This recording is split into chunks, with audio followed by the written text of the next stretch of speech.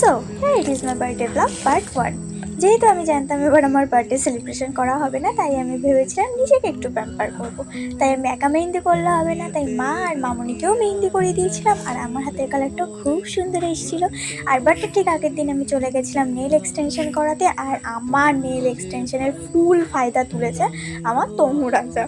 তো বার্থডের দিন সকালবেলা স্নান টান করে আমি চলে গেছিলাম আমাদের গোবরডাঙ্গা কালীবাড়িতে পুজো দিতে। সকালবেলায় ও আমাকে নিতে এসেছিলো। আর যেহেতু আমি এইবার একা নই, তাই আমার বার্থডেতে যে এইবার কিছুই হবে না এই ভাবনাটা আমার ভুল ছিল। কারণ অলরেডি রাত্রের জন্য সব প্ল্যান করে রেখেছিল, যেটা অবভিয়াসলি আমার জন্য সারপ্রাইজ ছিল। রবিবার থাকায় মায়ের সামনে বসে খুব ভালোভাবে পুজো দিতে পেরেছিলাম। আর এনাকে সকাল সকাল তুলে আনার জন্য এনার চোখ ছিল পুরো ঘুম ঘুম। যেহেতু রাত্রেবেলা বাইরে আমাদের ডিনারের প্ল্যান ছিল, সেই জন্য মা শুধু আমার জন্য বাড়িতে বার্থডে স্পেশাল লাঞ্চটাই করেছিল। তো এইটুকুই। See you next video guys, by.